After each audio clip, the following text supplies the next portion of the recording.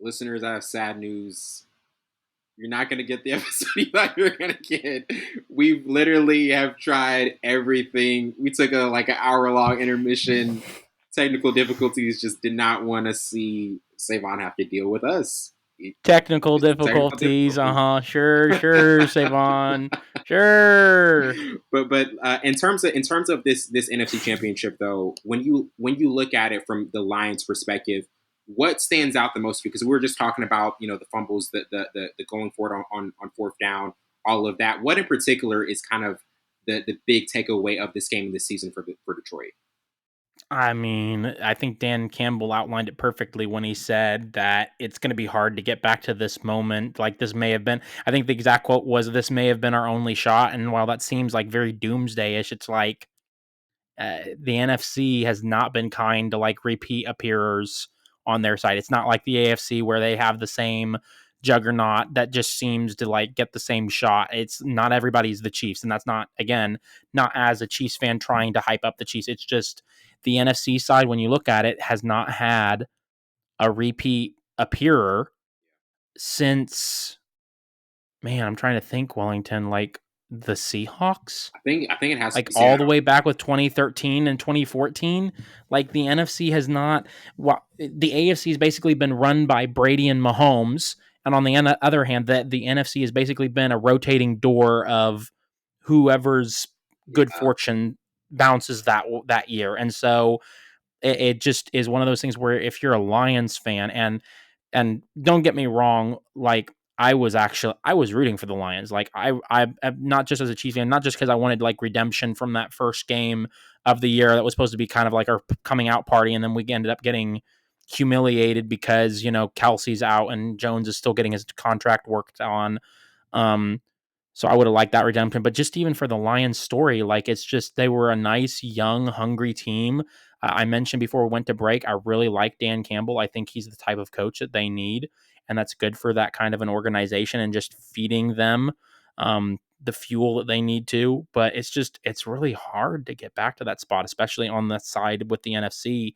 Um, so I don't know what I could, if I was to blame it on any one issue, because as much as some of the fourth down issues we both agreed were a little head scratching, I still don't know that's what cost them the game. It was just one of those things where it's a weird combination of several things that just kind of cost them the game. I mean, well, I'll tell you another thing, and I don't know when they blew their third timeout, but like onside kicking it, what are you doing, man? Like, what are you doing with an onside kick? It just, the onside kick, the way, since they've changed the rules, you can't get the running head start anymore because of player safety. And I guess I get that, but just like, as if they leave onside kicks the way they are now, it's just your chances are so slim of getting that back. So it's like you have a better chance. You had two timeouts of just kicking it away, just praying that something happens, and you just burn the two timeouts and you have 30-20 seconds left to get in field goal range and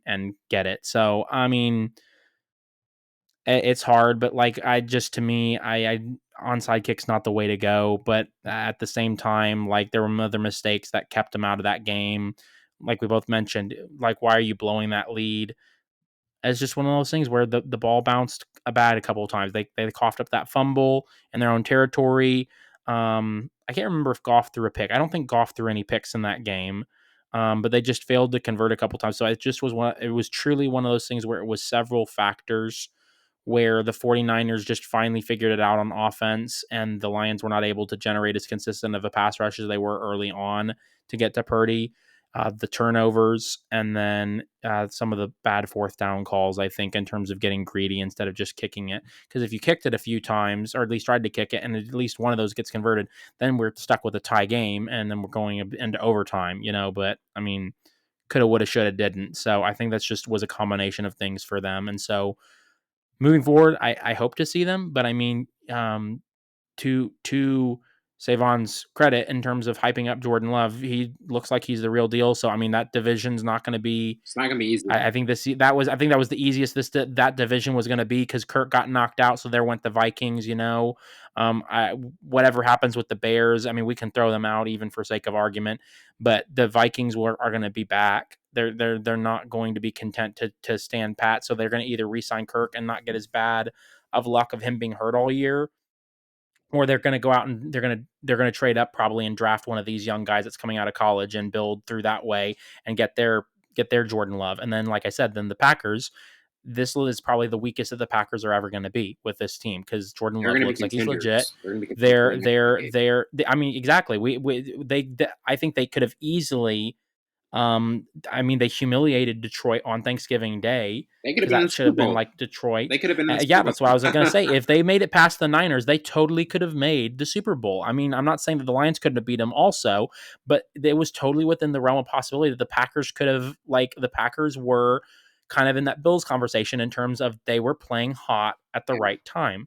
And so if they had made it past the Niners, I really think that there's a good shot that they would be the ones in the Super Bowl rather than the Lions had they gotten past. Because just the way Jordan Love was playing was great. And I mean, he made a couple of mistakes in that game against the 49ers that cost them, but I mean, he's going to mature and they're going to be better. Their defense is going to get better. Those young core of receivers that are so dynamic and excellent are going to just mature. And especially if they can just stay healthy, they're going to be awesome. Because say what you will, Green Bay does not lack for drafting for talent, it seems like, and finding diamonds in the rough. They just don't like their free agent signings. And so they always seem to develop well. And it seems like that's going to be the case with Jordan Love and with that wide receiving core. So that's just that's just their own division. San Francisco is going to continue to be there because they're going to either hang on to Purdy and continue to be a threat, or if they decide to move off of him, they're going to try and go get somebody probably because the 49ers are not going to be content to be irrelevant. You've got the Rams that are going to be in that contention because Matt Stafford played phenomenal this year. I mean, look at that game that I the want to Lions say almost got that knocked out the Rams by could have easily Stafford. won. The Rams could have easily There's won. another example of where, I think they would have won on a run. and that's what I mean by the NFC is weird. Literally, the two of the wild card teams, Wellington, could have been in the Super Bowl had they made it past the Lions and the 49ers. I totally could have seen the Rams in the Super Bowl, and I totally could have seen the Packers in the Super Bowl the way those two clubs were playing there at the end. So there's other teams in the NFC. Maybe the Eagles figured out. I mean, I'll just say for sake of their management and giving them their respect, even though they looked super shaky this year, they probably figure it out, I guess, and I mean, hopefully for their sake that they figure it out. So I mean, we'll just still throw their name out there as a contender. Um, and Dallas, I mean, I know that Dallas is going to continue to be the joke, but Dallas is still going to be all in Cowboys. Jerry Jones said it. They're they're all always, in. yeah. I mean, it's going to be one of those things where sure we may joke about them not making the Super Bowl, but they're still going to be there in the playoffs most Yeah, years, they'll be there. vying for a spot in the regular season because Jerry's not going to be content for them to be um, bad. I know the good versus mediocre conversation is one we could have with the Cowboys, but he's not going to allow them to be bad. I think we could all agree. And so that's the teams I've just ticked down there. You've got two in their own division. You've got two in the NFC West, and then you've got two at least in the NFC East. And then, I mean, someone's going to come out of the South. So hopefully the South figures it out with someone. I mean, the Bucks look solid this year. So we'll I see if like they how Baker continue to looked. improve I with. like how Baker I, looked, man. I was so I was happy. Like, impressed. I know so many people gave him hate, and I didn't like some of his stuff coming out of college because he just looked super cocky. But I've just gained a really big respect for him in the NFL just because people have like dissed him, and it's like you're dissing the dude who got the Browns their first playoff win in how long again? Like forever. And everyone wants to make it about the talent. It's like the same conversation I felt like with Purdy. It's like, okay, yeah, the talent was all good. There's plenty of talent running around the NFL. Who was the last quarterback again to get the Browns a win? I'll wait.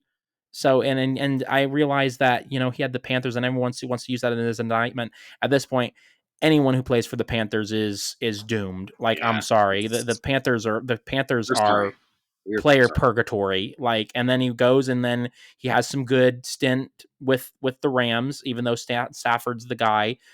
He came in, I'm pretty sure, a couple games for when Stafford was dinged, and he looked decent, which is what got him the contract with the Bucs. And then I think he looked great this year with the Bucs. So I mean, yeah, I'm willing to put the Bucs in terms of that conversation. That the Falcons, if they can figure out their head coaching It's situation, always the that's got so coaching. much. It's always the coaching because The I do want Falcons to. have so much talent, and yeah, they do have to figure out the quarterback. I get that. But like everywhere else other than quarterback, it's like, how are you guys not good? You guys have Kyle Pitts, Drake London, and this year, Bijan Robinson. How are you all not good on offense? There's no excuse for why you're not good on offense. Um, the Saints maybe figured out, although they can't be too happy and impressed with what they saw out of Derek Carr this year, and I think they were hoping a little bit better there. But the Saints are a solid organization; they'll figure it out. And then, like I said, so I mean, I know I'm probably grasping at straws at that point, but everyone that's listening catches my meaning in that the NFC is just pick anybody. I mean, anybody could have their moment if they get the quarterback right, or if they pick up the right pieces in free agency, or if the Yeah, defense is healthy, or name your thing in the NFC. That's kind of what it is with the NFC is something changes from year to year, and a random team will be better than they should be because they're either the healthiest or they've got the best run going on at that moment. And that's just kind of how the NFC runs. If you look at all the Super Bowl representatives, I mean, I think the Eagles last year were the most convincing in recent era of in terms of being like a solid team that like was not an upset and a surprise, but like there's just always seems to be like a surprise coming out of the NFC. It seems like on the regular, there are not a lot of established teams in the NFC that stick around for very long. They just seem to come and go.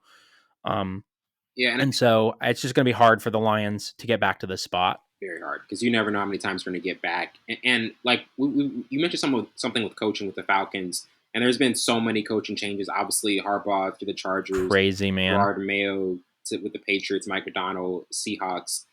What's And been your oddly, overall take? Belichick and Vrabel they're not going to get a coaching. That's crazy, man. And I do All the want to say coaching jobs have this. been filled. I do want to say before I ask you the coaching question with Belichick, I'm going to say it's not just coaching that comes to Belichick. It's also, hey, how much control is he going to have over the Yeah. management, the GM Yeah. How much role? is he going to want?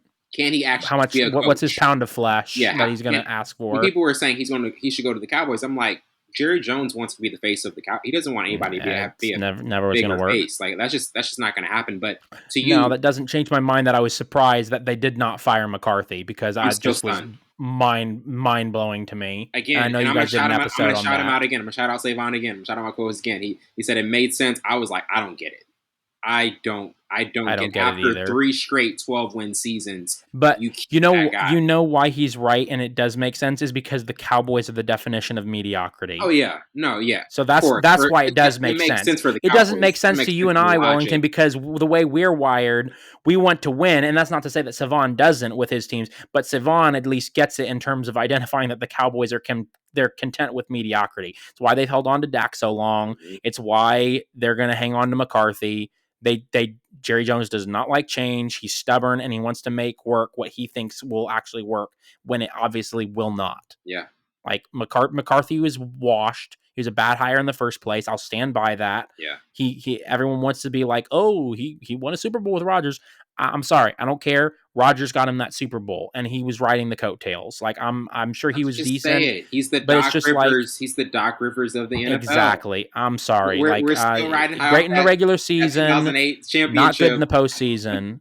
We're still riding high for that 2008 Celtics championship, and he has not Exactly. done anything with any other team. McCarthy has milked as much out of that one Super Bowl win Just as one. he is gonna milk for, in my opinion. It's That's just it. like it's Yeah, anyways, that's it's it. just mind boggling. But I'm glad Savon's got it figured out because it just I'm with you. It doesn't make any It sense to doesn't make any me. sense to me. Let's But let's run it back. and this Let's hang on whole to Dak. Let's hang on to McCarthy. Let's run it back and see what changes again. again in this Same whole song, 40th verse. in this whole coaching carousel though, is there one that kind of stands out the most to you in this off season?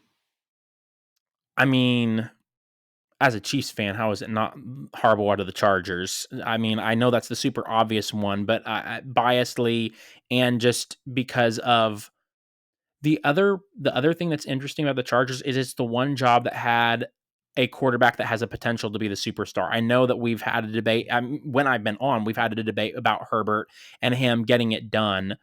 I still hang on to the fact, yes, he has, and I know Savon would push back if he were on this, because I know Savon, and I'm not sure I remember where you stand on this, but I know Savon is a little bit more anti-Herbert in terms of holding him accountable, and I get that to some degree. I'm still much more in the camp with Herbert in terms of I've seen it with Mahomes and Reed, and I've seen how it doesn't work out with certain other people like your Josh Allen and your Sean McDermott.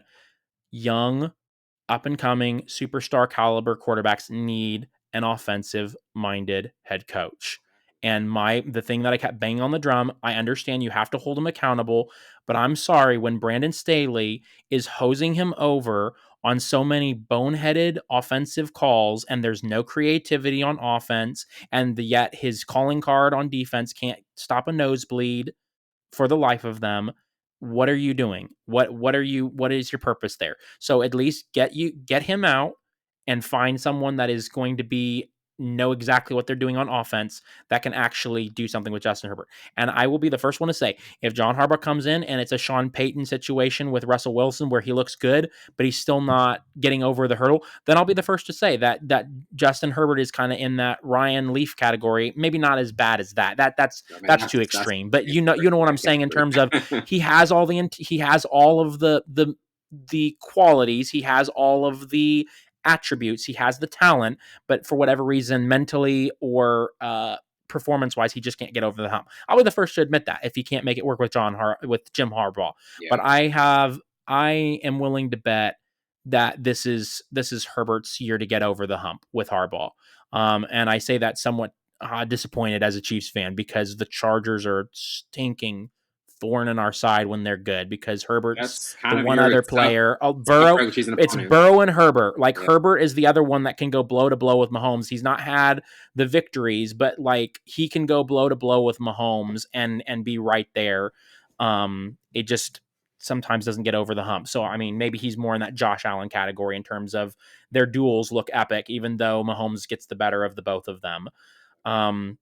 And so that's probably a better comp, not put him in the Burrow because Burrow's kind of 1-1. It's just like Mahomes is in his own category. Burrow's kind of also off in his own separate category in terms of being able to go toe to toe with Mahomes and look good. Whereas the rest of them can trade blows, but Mahomes usually gets the better of them. Whereas it's been kind of split with the Bengals for the most part. But I would say that's the one, and just because it's the most high profile in terms of quarterback and coach. All the other ones are, I'll admit, I'm not as big of an enthusiast in terms of following all like the coordinators, and that's who's gotten a lot of these jobs are like young up and coming offensive coordinators or defensive coordinators. The defensive coordinators, I can't remember his name for the Ravens, just got the Seattle job. Dan Quinn. Oh, that was one that I noticed that just I think broke today. Dan Quinn to the not the 49ers. That would be funny. Dan Quinn to the Commanders. Yeah, to the Commanders. It's like they admit it's like, The oh, we don't have a Commanders. Purdy problem. We have a Shanahan problem. All right. No, never gonna happen. Dan Quinn to the Commanders. That'll be interesting. So I don't know that'll pan out just because I think the Commanders need offense, Yeah. and so it's like there's another example again. I wish the Chiefs, because you wonder if some of the offensive woes was the Chiefs missing Bieniemy getting snubbed again from another head coaching job. He's under Rivera and he can't get a shot at the head coaching job. Poor guy. I almost feel sorry for him at this point. The Mayo to the Patriots is interesting. It's worked for the Lions in former player for the organization turned into head coach. It's worked for the Texans. I'm trying to remember who is the Texans head coach. Is that I think it's DeMarco Ryan. DeMeco Ryans? DeMeco Ryan. Yeah. Yeah. DeMeco Ryan. So it's worked for the Texans so far. It looks like, because I mean you can say the Texans, the reason it worked is because of CJ Stroud, but I mean, still, first year rookie head coach that played for that organization becomes the head coach and make the playoffs. Same thing with Dan Quinn. So we'll see. It definitely looks like we in the NFL, the current NFL, we're trending more to where former players that become head coaches look like they're having increased success.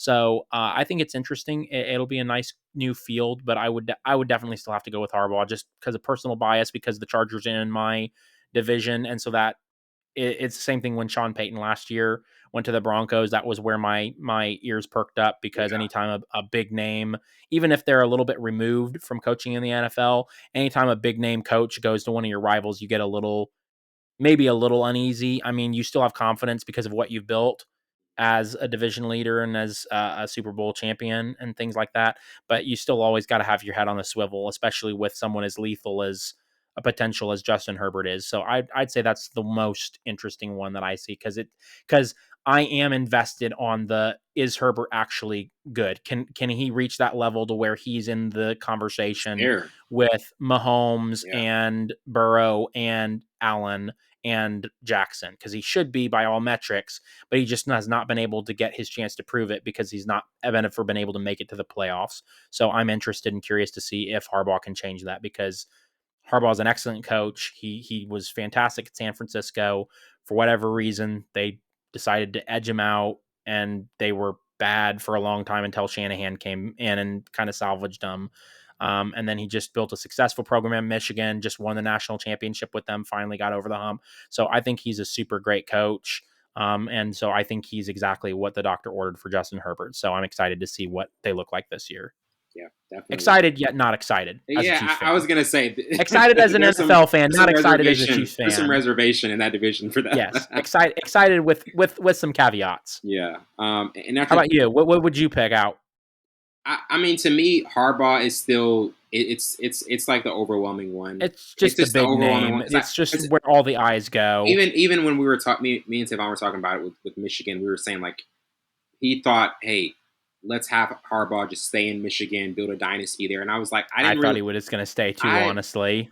and I knew that was there, but I didn't see it because I was just like, you beat Ohio State multiple times, you got over the hump of the True. championship. I'm like, Mm-hmm. that's pretty much all you have to do in Michigan for them to be satisfied with you, and you kind of did Exactly. it. Win the championship once, and Yeah, you got him over the hump, because I think that was their first one since the '80s or the '90s. exactly. So I was like, I think Harbaugh he wants Yeah, to go. He's when you it's have a true. Justin It's valid. Herbert, when you have a Justin Herbert there to coach you, he Yeah, wants that. He wants that yeah. opportunity because he likes the young like offensively like refined quarterbacks, which Herbert is. I think he's going to want to be able to be in that coaching situation, and it works perfectly for him because now you're in a pretty like tight division, but the Chargers with Herbert, I think he's like so That close. He's so that's close. the one thing that will work against him a little bit, is that is going to be a tough Yeah, division, man. because even I can't remember his name, but the Raiders ended up hiring their interim Antonio coach, because Pierce. they yeah, Antonio he Pierce. looked like he got them motivated to actually play for something there at the end of the year. So I mean, you can't count. I mean, let's see if we can sustain it. But they looked like the Raiders had a little bit of life. You got to believe that Sean Payton's going to figure it out once he gets Russ out of there and gets who he wants to be in there. I mean, maybe he doesn't. Maybe he's washed, but I'm still going to give him the Benefit respect of the that doubt. he's got. And so he's walking into basically a hornet's nest, as far in terms of division to walk into. That's got to be like among the toughest. I know consistently we say the AFC North is probably the toughest division, Yeah. because all four of those teams can make the playoffs depending on the year.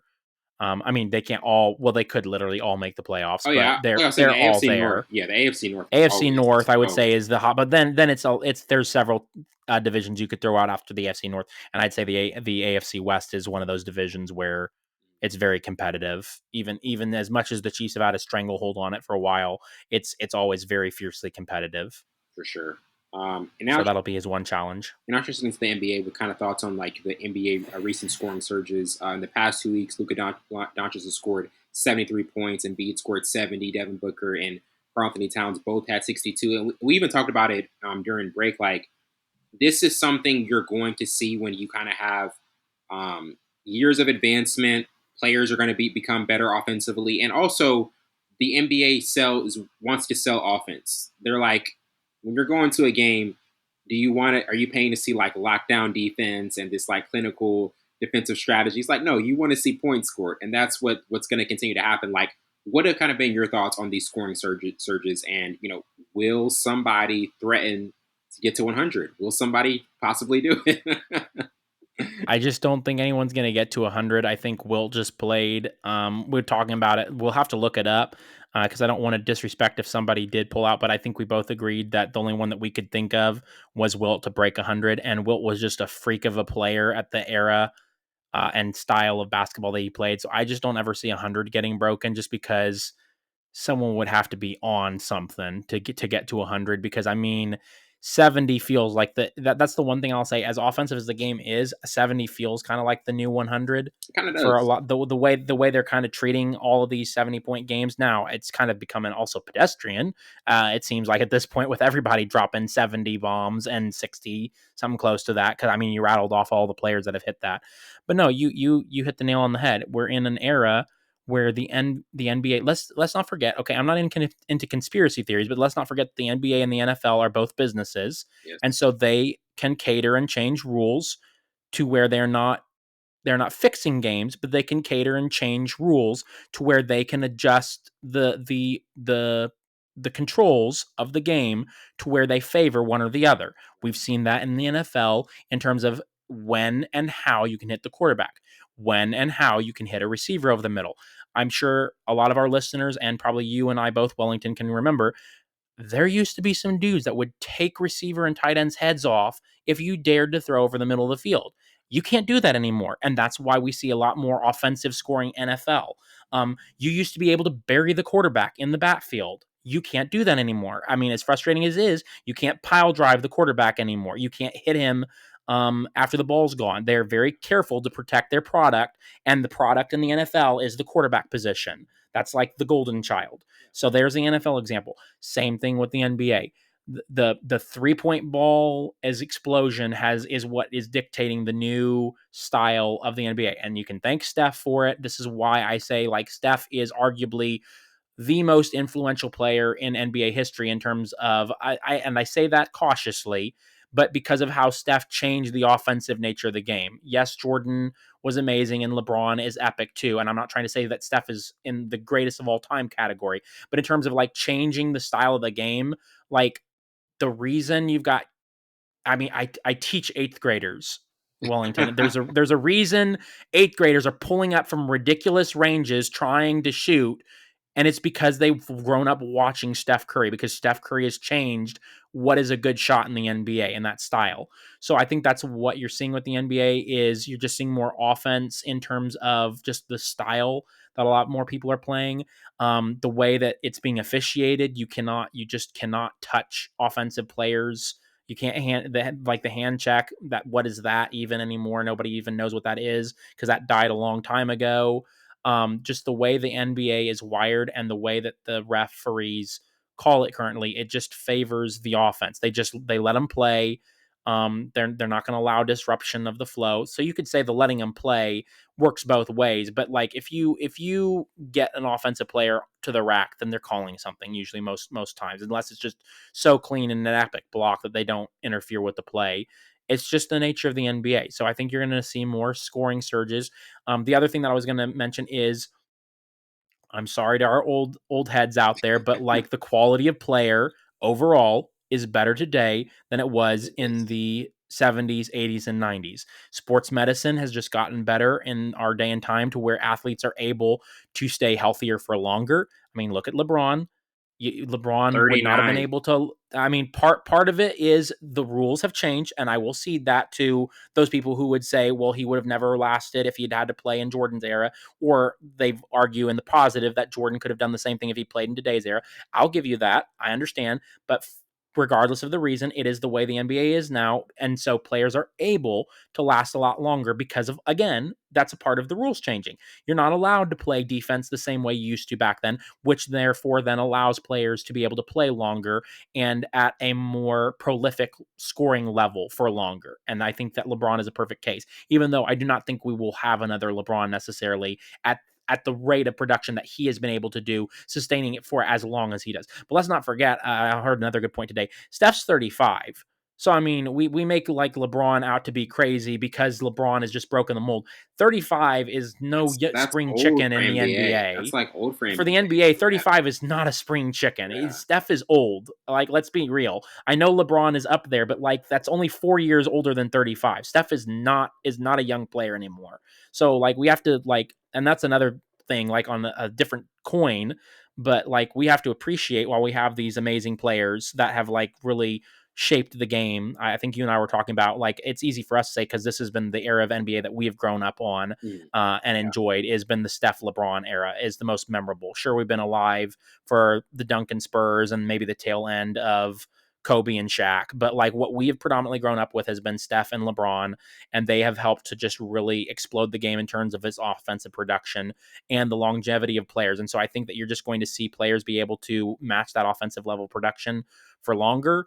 And I just think the way the NBA rules are now is just going to allow for a lot higher scoring. And I just think that's the way the game is catered in the NBA now, is just going to allow for a lot more of these high scoring games, the quality and level of player because of medicine, training, just the physical acumen of the people and players that are playing now compared to what they have been in the past is just better. So you think you put all those factors together and you get the prolific offense that you see in the NBA now. And then I think you're just going to continue to see that on down the road because I don't see things going backwards anytime soon. Yeah, and listeners, even though we're younger, we would never say, me and Micaiah would never say Kareem is 10th. We'd never say Kareem is 10th. Like, I don't know, like, Never. that guy say, he's just saying We're some talking wild to you, stuff. Talking to you, Savon. Savon. I mean, you can't be with us, so we got to, like, reference you. You said he's number 10. You still have to live with that. It It's may be one low, of the but you're not craziest here, things. so we One can't of the get it craziest things you've honestly. ever said. And I wasn't here for that episode, y'all, but I mean, Kareem at 10, yeesh. Oh. Yeesh. What a Yeesh. pick. What a pick. All love, Savon. And now moving on to Doc Rivers in Milwaukee, and also, can the Bucks get better defensively? Portland beat the Bucks Mm. last night, 119-116, in Damian Lillard's return. Lillard had 25 and Giannis had 27 in their second straight loss. And it's interesting because Doc, he said, I wouldn't want this to be on anybody else having to coach a team middle of the season. Bucks are second in the East. They fire Adrian Griffin. Um, I'm not like the biggest Doc fan in terms of like his overall out. He's all right. He's okay. He still has that, like I was mentioning that earlier, that lore of the 2008 championship that they beat the Lakers. We're still talking about that, but he is a good coach. I will give him that. But I think the results. You have the Clippers, you don't win it. You have the Sixers, you don't win it. Time and time again, you have these talented teams, and you're not able to win with them. And I think that's another concern coming with Milwaukee. That's why I would still have Boston over Milwaukee. Like, to you, what do you think about this move and what Milwaukee can do better going forward? It's just weird. I don't get how they go from being such a good defensive team to where they just have trouble stopping these very pedestrian teams. Like you mentioned that Portland beat them last night. They have no business letting Portland beat them. That's just such a ridiculous loss, especially when you've got arguably the best player, the second best player in the league right now. I guess we I don't guess we got to give it to Jokic because Jokic has won the He's the most guy. recently, and because he's putting up those numbers. So I'll give it to Jokic because it's been a while since Giannis has been there, but still second best. Like I'm sorry, as good as Embiid's played, I'm not putting Embiid above Giannis, and I don't care like what everybody else is at. Like I'm still giving the nod to Giannis Yes. because of both ways. So I mean, it's just when you have the second best player and at times the first best player in the NBA, the capability to be the first best player, I guess is what I'm trying to say. The Yeah, talent. I agree. He's been there before. The reason we're giving the nod to Jokic is because Jokic has been there the most recently, and he's producing at the same level as what Giannis was. Yeah. And so since we're giving him his props, we're out of respect since he's won the chip the most recently. Um, but the Dame thing, man, it just bothers me because I love Dame as a player so much. But why is everywhere that Dame plays just seems to stink defensively? It's like It travels with him. It travels with him. It stinks too because, like I said, I love Dame as a player. I want him to succeed. He's the ultimate likable player in the NBA. I feel like maybe you disagree, but I think you'd probably be He's one of willing the to most agree with me likable on that. players. He's one of the most Like it's likable just players. like everyone and their brother probably wants, unless you're a fan of like somebody that would get in his way that he'd have to knock off. Like I think everybody would be content and okay with seeing Dame win a ring with Milwaukee. And Giannis is kind of, I don't know. Giannis, I guess, can be a little bit polarizing for some people. I never understand that just because of his background. And I talked to one guy one time, and I won't mention his name. Worked with him for a little bit, but he just never liked Giannis because he's like, oh, all he does is dribbles down the lane and dunks. It's like kind of that hard. Do you remember when Harden threw I will that diss at say him? yes. I'll say that me and Savon, one of Savon's critiques of Giannis, he says Giannis doesn't have a bag. That Giannis does the same thing offensively. He doesn't Very, need to have, my but he pushback does. against that is he doesn't need to have a bag when he literally can bully. He's the one unique player in terms of he's the one player that still plays true bully ball in the league like they used to. And you don't need a bag when you can literally drive and scare everybody out of the way because of how ferocious your drives are and literally dunk on everyone's heads or finish at the he doesn't have the greatest post game, but his driving capabilities are second to none. Like it's just when he gets going, it's nuts. So it's like I get that. I would agree he doesn't have a bag. I would just counter he doesn't need to have a bag because he's so effective at the one thing he does. And so I think that's probably why one people's one gripe against Giannis would be is that he's not flashy the same way that Steph, LeBron, Luca, Tatum. even you could throw Tatum, yeah. As even though I don't like the Tatum because Tatum at this point is a choker.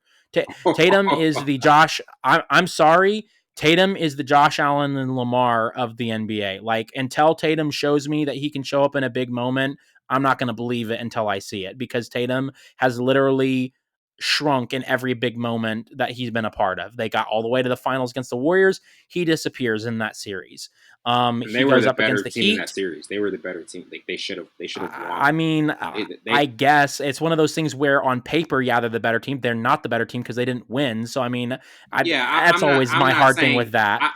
I On had paper, picked. you're right. Unequivocally, they were the Yeah, better team but on the paper. But that's Warriors the problem championship with star experience. players Yeah. is that you shrunk in the big moment, and that's why you're not the better team. Is because on paper you are. You have the talent, but where did your talent go when the moment called for it? It vaporized. It disappeared. Same thing. Even that was bad enough. Wellington. The Heat is the worst one to me. That How was you don't beat the insane. Heat, that's insane.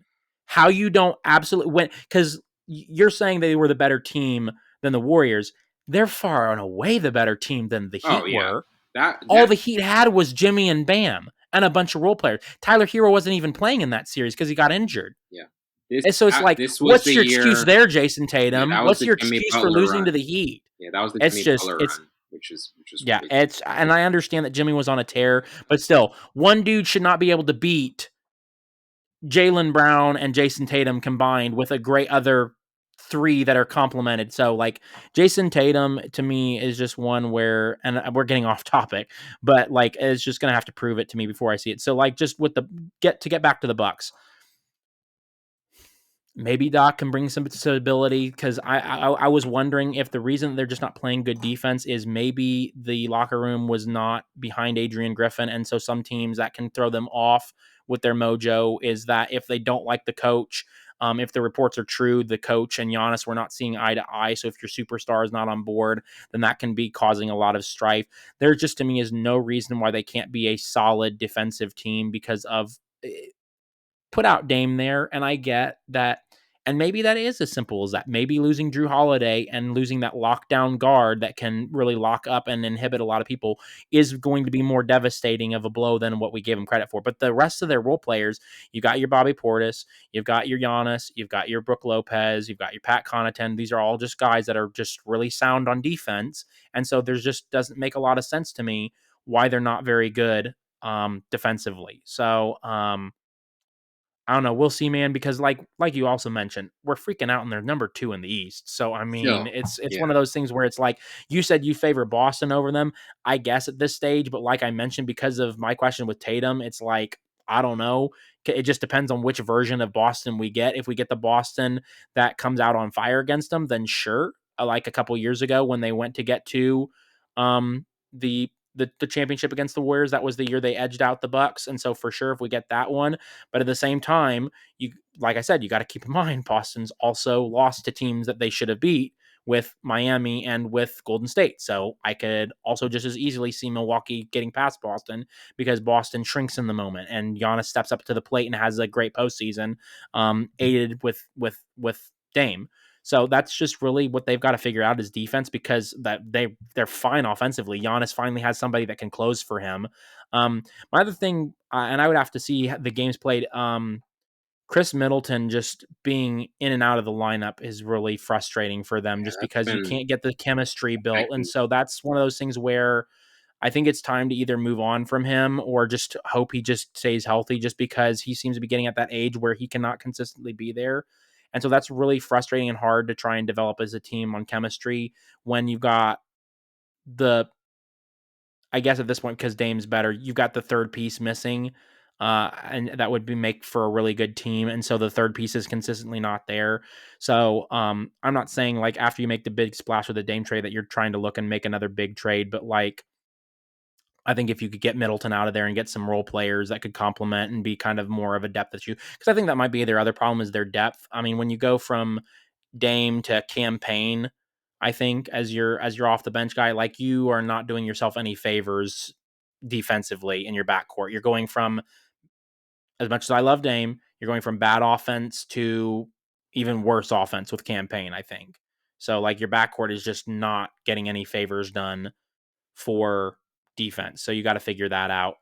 We'll see. Like I said, we're acting like there's this big panic, and yet they're still number 2 in the East. So there's a lot of That's basketball to be it's played. so funny to talk I about mean, that with the second a team that's second in the exactly. East. We're like freaking. It's like one of those things where What are it's a they gonna faux do? pas. The sky is falling. It's like they're number 2 in the East. What are we freaking out about? Yeah, They're going to be there in the playoffs. The question really for us, and the reason we're talking about it is the question is bleeding over into the playoffs. It's like is this going to hurt them in the playoffs? It's not going to hurt them really enough in the regular season because they're going to be a top 3 seed at the end of the year. It's going to be some arrangement of Boston, Milwaukee, and Philadelphia. It's and, going to be that. It just depends on it. Does Boston fall off at all? Probably not. So Boston's probably a lock to be the one, I feel like, just because they're going to consistently be there. So then it's just a question of is Milwaukee and Philadelphia, which one's one, which one's 2, and which one's 3? if they No, have a nobody else 3-1 is going to lead, climb into that. and if they have a 3-1 lead in the Eastern Conference Finals with Doc, it'll be fine. It's not like Doc is blown. Yeah, it's just if It's they not get 3-1. into a shootout, then the question is going to arise with Doc. But even there, with the Doc question, like Doc has had his struggles, but I'll be interested to see if like I'm not sure that Doc has ever had a player to the quality of Giannis in terms of being able to will a team to victory. So that might be like Doc's one saving grace in the playoffs is that he will have the best player that he's probably ever coached. But my counter to that is he And had Kawhi. I think Kawhi has been able to will teams to championships, and he wasn't able to, you I know. mean, he did with the Raptors. I mean, but Doc didn't got Doc got Doc got damaged Kawhi though, didn't True. he? Yeah, he got That's load that's the one thing management. that I would push back with Yeah, the Kawhi is Kawhi after the Raptors has not been the same. Kawhi like basically ruined his body to prove a point with the Raptors, I think. yeah, Because of went that. all out. Because ever since he's gone to the Clippers, Kawhi has not been Kawhi. He's still been able to look great in spurts, but Kawhi is just not the same Kawhi as the Spurs and the Raptors Kawhi that we saw that's been on the Clippers. So that would be my one pushback, my one counter to your counter is that Doc Rivers got damaged Kawhi, and so it was not the same level of and even if you want to say, well, Kawhi was still good, Kawhi is still also significantly older than Giannis Yes, is currently right now when he got Kawhi. So I still would counter that he still is going to have the best, as good as Kawhi is and as savvy as he is. I'm still going to argue that he will have the best player that he's ever had with Giannis this run. And in terms of Giannis's just ability to will you to victory, I will just never forget the Suns Bucks game series where literally like Giannis put on Superman cape and just willed them back from that 2-0 crazy. deficit as just was epic and then just reverse sweeped them And that was the one from 2-0 finals. down. And that was the one finals where we were like, you know what, Chris Paul's gonna get it. Chris Paul's finally gonna get his ring. Yeah, After everybody there, thought Chris was going just to like finally get it, and it still didn't happen. bruh, as much as Chris Paul, you want him to get it, him and dumb Devin Booker trash talking Giannis and clowning him. It's like, bro, what is it with these people and poking the bear? Just stop poking the Don't do it. bear. Don't do it. It's just They you and never it happened to them the year again. They didn't learn their lesson too. Is the funny thing with that Wellington, and they poked Luka then the next year, and then look at that happen. It's just like, bro, stop poking bears. Stop. Just It's like that one. play with class and play like you've been there and play with some championship mentality until the job's done, and then celebrate. It's like that. Don't clown when you've still got a series to win. Exactly, but it's like that one time in the 2011 finals with the Heat and Mavericks. I don't know if you remember it, but they were heading. It was like before Game 4. LeBron and D Wade, like they were making fun of like Dirk, one of Dirk's injury. Dirk was, and it was just like, and he had like an incredible like series, and I was just like, guys, you just to an all-time great. Was that the one that Dirk won and like shocked everybody? Was that the one? Yeah, there's a great example to follow up Wellington. It's just like, stop clowning great players. Yeah. Especially if they're solo, they will put on the Superman cape and wreck your life. They will. They will remember it. They be your most embarrassing moment of your career. Absolutely. We saw it with LeBron and we saw it with Booker and Chris Paul both times. It's like, don't do it. Just don't get baited into that. Finish the series.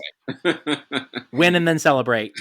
Absolutely. And getting to recently this past weekend, we had an amazing game with the Lakers and Warriors. It was crazy, man. I was telling somebody, I felt like I was transported back to like 2017. It was just like, it was so good. Giving all the nostalgia. It was all the nostalgia. Yeah, the Lakers won 145 to 144 in double overtime. LeBron had a triple-double. Steph had 46. So many times. The Warriors could have won it. LeBron willed them to it. D'Angelo Russell has this just, bold stupid game.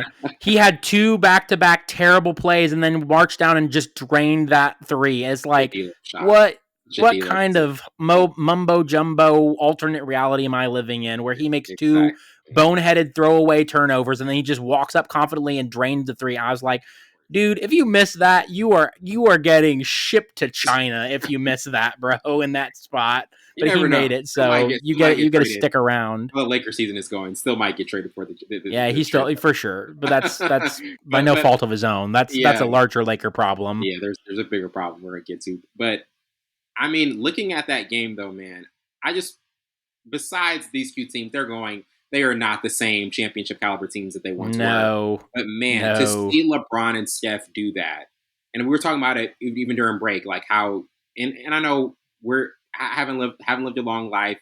I'm biased because it's really the only full era I've seen. It's an era that we remember so much, finals after finals. Like, what did you think about that performance? Don't apologize for it, Wellington. When we're old, we can still hang on to this just the way all of the Jordan fanatics, and I'm not dissing you all out there. I will be holding on to this era and mentioning it. When we have gray hair, we will still be looking back to this era as the golden age of our basketball. Unless Wemby and Chet and SGA all pan out to be all that, then and we will have Luka. So Luka will be exciting, I think, for a lot of years. But it's hard to envision anything coming close. Yeah, I mean, I'm just going to echo everything basically you said. So it's going to sound like I'm just repeating what Wellington said. All the feels, all the nostalgia. I was pulling for Steph just because I will always be a Steph fan because it's the reason why I even watch the NBA to this day. I remember I don't think it was a playoff game. It was a regular season game, the game against the Pelicans, where he went bonkers and did that crazy fadeaway shot from the dead coffin corner of the 3 to win it at the end. I think that was a playoff I can't remember if it was. I think it was a playoff game. Was it a playoff game? I think it was. So I think it was 2015, the first year that they went with that Warriors run, and that was when I started to get into NBA. It was that, and then also the iconic bang when he marches up with OKC, and absolutely broke their hearts, and that was the beginning of my love for the NBA. As a result of Steph seeing this incredible baby-faced assassin that will just absolutely gut you like a fish because of his constant hustle and movement, and his just ability to take shots that he should absolutely not take and make them look like he could drain it in his sleep. because he can't drain it in his sleep because he's Steph stinking Curry. And so, but still, all respect to LeBron in terms of their epic duels. I would say I think the reason they pulled it out is because LeBron just has the better cast overall right now. Steph has just had to do so much heavy lifting with this iteration of the Warriors. Um, I mean, you evidence that by their score totals. I would say that their score totals is reflective on how much work that they have to do to carry their teams. And Is all the work Steph's Steph got has another to do, 13. like Steph has to score 13 more points just for them to be in that game to lose by one. So I mean that's kind of the story right there. Whereas and also LeBron has just turned into a facilitator, largely part is what he's content with at this stage of his career. But he can still score, as evidenced by how much he did. But yeah, it just was very much an instant classic, just a very back one of the few double overtimes I can remember in NBA in history. a Like while. I do not you do not see a lot of double overtimes in the NBA. I feel like, but I think that's just really was a testament to how badly both teams wanted it for kind of their pride in terms of the prestige of playing against one another. So I think their teams knew kind of what was. I hate to say at stake because I mean there wasn't really a whole lot of stakes. It's just a regular season game, but still, like just for pride's sake, in terms of their marquee players and the history that is between them. And you could tell after the game, it still was all love between the two of them. That they do have a great respect for each other. I Yeah, think Steph said to at LeBron. this Steph stage said of to their LeBron, career, like, "How do we keep getting better?" Like, I think they're just like, even at this stage of our career, we can still put up these type of performances, and that's a testament to yeah. how great those guys are. And so it's just awesome to watch as a fan because you're getting transported back to 2015, 2016. As bad as LeBron had it, 2017, 2018. I that obviously not as much because LeBron was just the deck was stacked against him those 2 years with KD. That was just cheat It's code. like it's like that. I don't know if you've seen it, but there's a screenshot of like I think 2017 or 2018, and like five defenders are around LeBron, and it's just like he has no help. He has It's no it's basically help. what's happened to Steph ever since KD left and Clay got injured in the Raptors finals. Yeah. It was basically what's happened to Steph because everybody's just hounding Steph because they're like, oh, nobody else is going to beat us, so you're the only one. And yet he still goes out there and performs like what he did on Saturday because he's just that lethal. Because you give And him an inch of space and he's going to drain it in your face. put up like So it's just 39 against it's Philly. gonna make me it's the same feeling as with the NBA. As much as you dislike Brady, it was emotional as a football fan to see him go, especially when he was the last of that era. Breeze was gone, both Mannings were gone, Roethlisberger was gone, and so it's like when Steph and LeBron go, then it's truly gonna feel like kind of sad. Like you hope that there's an exciting new era with a lot of the young players coming up and that they can replace it, but it's just at the same time with the way your head's at and because of how much storied history you've seen between the two of them and how awesome the both of the two of them are. At the same time, you got to believe in your head. It's just like nothing else is going to come close, man. Like it's just these two were a different kind of special in terms of their duels and just going back and forth. So enjoy it while we can. It's sad probably because the trajectory that they're both on. I don't think either one of them are going to be able to make the playoffs because maybe they sneak in, Like but play the in. West is just so loaded. Yeah, but it's going to be playing at best, and then they're going to have to fight for their lives. And so maybe it turns into a situation where if either one or both make the play in, they can sneak in because you will have playoff experience that can get you through there. But like that's still a long shot at that point because of how much fighting you're going to have to do. So unless they either one or both of them radically turn it around, it just does not look like it's going to be a good close to the year for either one of them. But still, that doesn't take away from how amazing and epic these two are and how they will forever always lead to instant classics. It's just like anytime you see and it's not even their teams, you know. I mean, Steph has always been on the Warriors. He probably will be a Warrior for life. But it's like you know where LeBron's playing. It's anytime you see whatever team LeBron's on versus Steph, you're watching that game. Oh, for It's sure. just like Must see it's TV. an instant turn on. I didn't even know that it was I was just searching through channels because I was watching something else that night, and I instantly, as soon as I saw that, I was like, oh well, that's what I'm watching now. Because as soon as you know, as soon as you can remember or see that it's on, it's like you're instantly watching that game. And I had grading to do that night, and I totally did not do as much grading as I wanted to because I got sucked into that game because of how epic that is. And that's just a testament to how awesome those games end up being. So yeah, instant classic, and it's gonna hurt when they both go. It It's gonna hurt definitely is. like crazy. And getting to our last topic, obviously All Star selections just happened last week. East is Giannis, Joel Embiid, Tatum, Tyrese Halliburton, Damian Lillard. In the West, we got LeBron, Jokic, KD, Luca, Jay Gilgeous-Alexander. Which, I mean, it's the reserve. The reserves have been kind of like more of the trending topic because Trey Young was left off it. For the East reserves. It's Jaylen Brown, Donovan Mitchell, Jalen Brunson, Bam Adebayo, Julius Randle, Tyrese Maxey, Paolo Banchero. Do you have any thoughts of the starters, the reserves? I mean, Steph is going to be. For the first time like in forever, Steph is not going to That's be nuts, a man. starter. That's Just so just crazy. that Like, rubs me the wrong I don't way. even know how to I'm feel about sorry. that. I looked at the stats, and sure, SGA's got him in like every category, so I get that. But there's just something wrong about Steph not being a starter for the West. Like, I'm sorry, that seems wrong, so wrong. It's just like, That's my biggest. oh, I know people are going it crazy over just Trey Young, but the Steph not being Nah, I on. don't. I'm sorry, I don't care about that. Like, who'd you read for East again? East is uh Embiid, Giannis, Halliburton, Tatum, and who's the last one? Let's see. It's Is it the point guard? Is that and yeah. that might be why people are up in arms, is because it's Trey Young over whoever's So going, it's whoever they've Giannis. got. Yeah. So it's Giannis, Embiid, Tatum, Halliburton, and Lillard. Damian Lillard. Lillard. Yeah. Okay. I don't get what people are getting upset about Trey. Which one of those five are you putting Trey Young in over? Like, I'm like, but that's I what don't makes know. me Like mad about the SGA is sometimes because, people get they the things sports fans get uptight about nowadays. I'm like, are you really sure? Like that's the thing that like I would have to look at their stats. Like, maybe if Trey Young's on a heater, I will admit this when I looked at it, this was going to be my weakest topic, just because I don't pay attention to NBA All Stars really that much. Just because All Stars for all sports is kind of just like a, hey, it's cool, it's kind of fun, but for anyone who's watched the games, they're not serious at all because no one's trying to get hurt.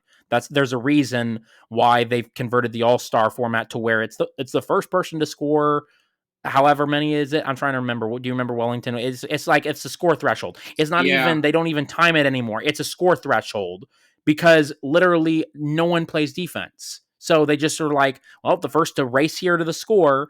Anyways, it's just I'm gonna say NBA the more than 2016 anyone's. It's one. just, The 2016 one in Toronto was an actually memorable one because we had yeah, Zach but that was because LaVine. when they actually still were kind of playing defense back Yeah, then. Like, back then. I would say confidently for the past 5 years, there's been no one gives a crap about the All Star game. They're all trying to not get hurt, treating it as some fun time off to spend with the other NBA celebrities, and just have a good old time that way. And then just make sure you don't get hurt for the rest of the actual season. Yeah. Like, that's what it is. And then you've got people clowning around and taking, I understand that they can all make it, but you got people clowning around and taking half-court shots for the heck of it because it's the All-Star game. That's what I'm, and you're laughing. That's exactly what I mean. It's That's the all All-Star they do. game. They're just like, hey, let's It's just pull up. exactly. Let's just do Or whatever. or you give it to Giannis and he goes coast to coast and dunks it because nobody's getting in Giannis's way in the All-Star game. And Giannis just wants to have a little bit of fun and make like a crowd-pleasing moment where he literally just goes coast to coast and windmill dunks it. So, but no one's going to get in his way because they don't want to get injured. I'm gonna be honest. So, For years though, with the All Star Weekend, the only night we really cared about was Saturday night. 3-point yeah. contest, the dunk contest, which is slam dunk contest. Yeah. It's went down. Oh yeah, even the dunk, exactly. You can throw in It's the contest too. there's The just so much 3-point, regression. I think the 3-point still holds a little bit of allure just because you still have the quality of player, you still have Steph participating in it. So I would still say the 3-point is a little fun. Maybe I'd say it's gone down just because the overall event has gone down. Yeah. But in terms of the individual event itself, I think it's probably still fine. But the dunk contest for sure. I mean, when a bench player for the Philadelphia 76ers is coming in and winning the dunk contest because let's be honest, Wellington, the dunk contest is not even actual players. They've turned into Harlem Globetrotter players, people who are basically professional dunkers. That's all they can And do. They have no actual game skill. the one thing that they do in practice and do all the time is dunking. So that's literally what the dunk contest has turned into, is it's professional dunkers to basically see who can do the coolest dunk. And that's all that these guys do is dunks. And that's the And thing, that's like part of what the NBA is 20, doing. yeah, 80, like you go back 85, like Jordan, Dominique Wilkins, Yes. like The last just memorable we had in amazing. the modern era was the Aaron Gordon Yeah, and Zach Zach LaVine. LaVine That was the one. one. That's the last memorable one that you've had for dunk But contests. all of And these because that was the talented, last one which actually had actual NBA players doing it. Ever exactly. since then, it's been professional dunkers, like I said. It's been Harlem Globetrotters, basically, who can do the coolest dunk. They're not actually NBA players that got selected. So It's that's one of my disses on LeBron, is LeBron's unwillingness I to was just gonna participate say in the that. I was dunk. just gonna say that It's like, because I'm not trying LeBron, to be a hater, but yeah, when your best player who could absolutely do some of the most savage dunks just refuses to participate in the dunk contest, then who else is going to give a crap about the dunk contest if your best player doesn't? but there's a And that's one thing you reason. can kind There's of a say reason that LeBron Jordan. says that. And I really wanted to mention that because one of my like best friends for years, we talked about it. He was always mad that LeBron didn't be in the dunk contest. I don't get it. I don't get it. And then one time he was like, well, I heard something. LeBron says he's an in-game dunker. That's why he would never do a dunk contest, because he's just an in-game dunker. He doesn't like to have this creativity to just like come up with all of these dunks. So Yeah. for years I wanted to see LeBron in a dunk contest. I think it would be incredible. I saw him pre-game in a Hawks game back when he was like in the heyday of Cleveland. I was like, he was putting together some of like the most incredible dunks I'd ever seen. I was Mm-hmm. like, what if he just does that for a contest? But sometimes these players, they're like, I don't do it just on the cuff. It's got to be like in the game. Yeah. I get that. It's just one of those things where if your best player won't do it, even if it's for legitimate reasons, then why is anybody else going to take it seriously, really? So, but to get kind of back to our main issue, that kind of was the side thing. Where we get sidetracked? Oh, the Trey Young Trey versus Young, Dame. okay, all right. The Steph is weird the thing with one. that one, Wellington, is that it's Steph is the one, which is weird because the East got it right, because I would be willing to bet that Trey Young probably has slightly better stats than Dame does. Yet Dame gets the name recognition and gets named to being the starter because he's got the name recognition. And again, I'd have to look, but I'd be willing to guess based off of games played, Trey probably has, and because Trey has to carry his team a little more than Dame does because Dame's got Giannis as his running mate, I'm willing to bet that Trey's got slightly better stats, which is basically the same thing as SGA and Steph. I think I looked. SGA averages 4 more points than Steph does a game. They average about the same amount of minutes played per game. And then SGA edges him out by rebounds, I think, by 1 or 2, and then edges him out by assists by 1 or 2. Okay, so for all intents and purposes, NBA wise, pretty non negligible differential. I mean, I guess 4 points is somewhat significant in terms of averaging. And then games played, I think Shea had him by like 4 games. I think Steph's played like 4 or 5 less games. But still, in that moment, it's like, it's hard because part of me like wants those kind of honors and prestiges to go to the most deserving. So I get that, but at the same time, there's just something inherently in me. Like, I think that's what you and I both are getting at. Is there's just something inherently that's just like, Steph is not a starter and it's SGA? I don't get it, and What? I know That's like just something that just seems weird about that, man.